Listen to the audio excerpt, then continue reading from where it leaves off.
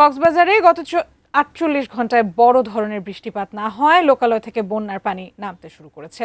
বন্যা পরবর্তী পরিস্থিতিতে হাসপাতালগুলোতে ভিড় বেড়েছে। ডায়রিয়া, চর্মরোগ সহ নানা পানিবাহিত রোগের সংখ্যাও বেড়েছে। পরিস্থিতি জানতে কক্সবাজার থেকে যুক্ত হচ্ছেন প্রতিনিধি অর্পণ বড়ুয়া। অর্পণ, হাসপাতালগুলোতে এখন কোন রোগে আক্রান্তরা ভিড় বেশি করছে, রোগীর চাপ কেমন দেখছেন এবং চিকিৎসকরা কি বলছেন, আমাদের বিস্তারিত জানাবেন।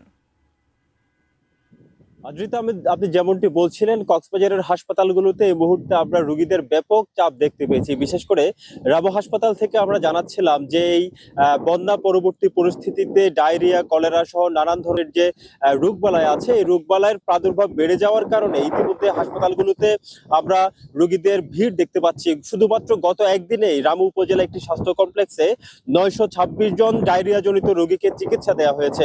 এই মুহূর্তেও আমরা প্রচন্ড পরিমাণ ভিড় দেখতে পেয়েছি স্বাস্থ্য কমপ্লেক্স গুলোতে। বিশেষ করে আমরা জেলা স্বাস্থ্য বিভাগ সূত্রে জানতে পেরেছি ইতিমধ্যেই 558 জনকে পুরো কক্সবাজার জেলায় ডায়রিয়া জনিত এবং নানান ধরনের পানিবাহিত রোগে আক্রান্ত রোগীকে চিকিৎসা দেওয়া হয়েছে এবং এই পরিস্থিতি সামাল দেওয়ার জন্য স্বাস্থ্য বিভাগ উদ্যোগ গ্রহণ করেছে বলে আমরা জানতে পেরেছি। বিশেষ করে যারা ডায়রিয়া রোগে আক্রান্ত হচ্ছেন তাদের জন্য খাবার, স্যালাইন এবং পানি বিশুদ্ধিকরণ ট্যাবলেট থেকে শুরু করে সব ধরনের প্রস্তুতি আসলে তারা নিয়েছেন। আদ্রিতা। অর্পণ, বন্যা পরিস্থিতির উন্নতি হচ্ছে আমরা জানি, এখন কি পরিস্থিতি দেখছেন?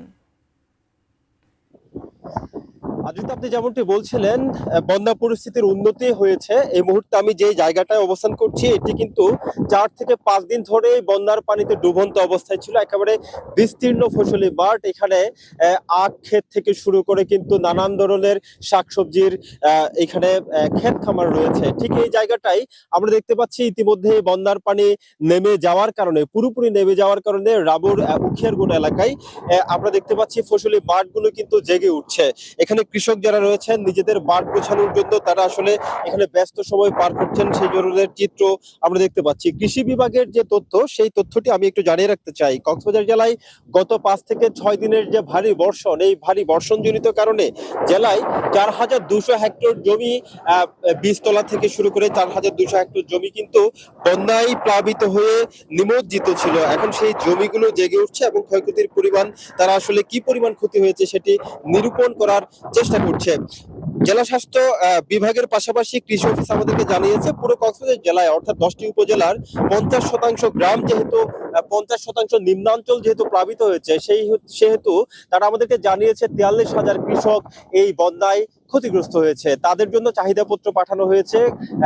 অর্পণ, বন্যা দুর্গত যারা আশ্রয় কেন্দ্রে ঠাঁই নিয়েছিলেন তারা কি আবার বাড়ি ফিরতে শুরু করেছেন কিনা আমাদের জানাবেন। 1600 জন মানুষ পুরো জেলায়, বিশেষ করে চকরিয়া, পেকু এবং মাতামুহুরী উপজেলায় যারা আসলে একেবারেই গ্রামাঞ্চলের অবস্থিত, নিম্নাঞ্চল অবস্থিত যাদের বাড়িঘর, তারা আশ্রয় কেন্দ্রে ছিলেন এবং বন্যা পরিস্থিতির উন্নতি হওয়ার সাথে সাথেই তারা আসলে নিজেদের ঘরে ফিরে গেছেন বলে আমরা জানতে পেরেছি। আদ্রিতা।